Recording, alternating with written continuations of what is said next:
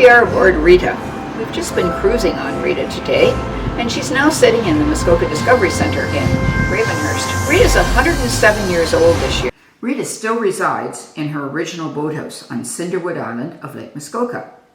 She was built for Carl Borgentrager of Pittsburgh. The Borgentragers were one of several Pittsburgh families who started to buy property and build large summer homes in Muskoka, mainly in the Beaumaris area of Lake Muskoka, and this all started in the 1880s. Rita was built by Bert Minette, a boat builder well established in Muskoka by 1914. He was operating his boat building shop in Bracebridge, just above the river, and built some of the finest launches in Muskoka. Rita is a 50-foot day cruiser, is powered with a gasoline engine, which even at that time, steam was still popular. It was reputed that Rita cost $7,500 in 1914, which would be many thousands or hundreds of thousands today. In the 1914 era, several wealthy cottagers were having boats built, such as the Eatons having Wanda built for their use.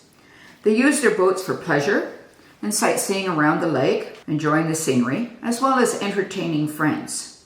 Another use of their boats in those days was going to regattas where there were many sporting events. It was the place to be seen with your beautiful boat, your family participating in the events. Sometimes these types of boats were used for picking up friends and family from the train at Muskoka Wharf in Gravenhurst. Because the Borgentragers were on an island, they obviously had to have a boat that held several people as well as their luggage. These well-to-do families also had staff to maintain their property and caretakers for their boats, as well as captains to operate a boat such as this. Rita was certainly one of the larger boats of that era on the Muskoka Lakes. Minette only built one other larger boat, a 55-foot boat called the Molly Dick. But Rita was intended to be used only in the daytime cruises, and she had no sleeping accommodation aboard. It was built largely of mahogany on oak frames.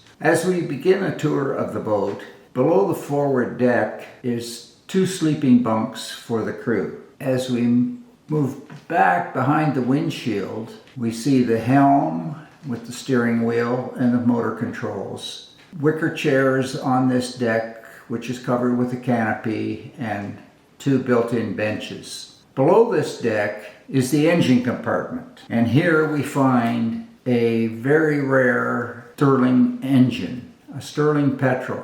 These were huge engines with low RPM. A matter of fact, we believe it's 779 cubic inch, and this would operate at 1800 RPM and producing well over 200 horsepower. Next, we go down just 3 or 4 steps and see a Pullman-style galley and small washroom. A seating area with a leaf-type table that can be made up for dining, serving lunches and dinners if they were on a day-long cruise. And then we move to the stern deck, which is covered with a canopy also, and we sit in these lovely wicker chairs and enjoy a beautiful scene off of the rear deck.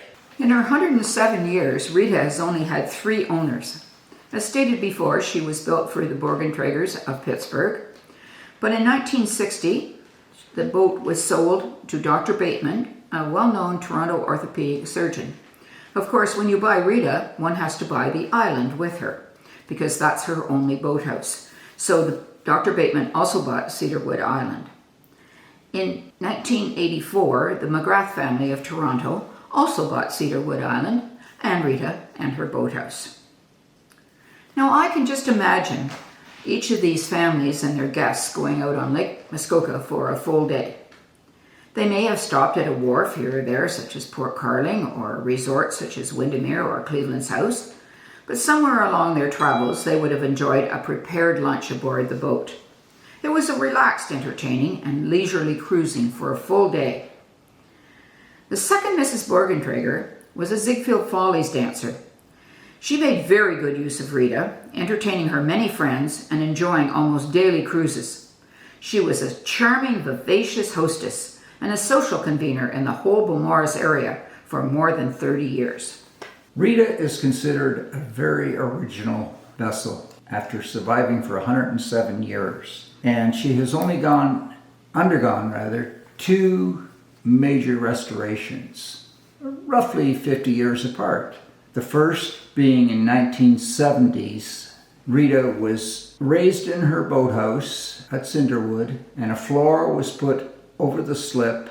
A crew from the boat builder of the time in Gravenhurst, Gravets, their workmen came up to the island, worked on the boat to restore her back to good use at that time. Go ahead another 50 odd years and we have the McGrath family owning the boat and deciding that in 2014 she also needed another major restoration. This time they craned the boat out and delivered it to Tom Adams' workshop in Port Carling. Mr. Adams did a 20-month restoration on the hull, replacing all the lumber below the waterline, replacing the oak ribs, the keel, and the skeg. At this time, the Stirling engine was removed and sent to Whiteside Mechanical, where Matt Fairbrass undertook a major restoration of the engine,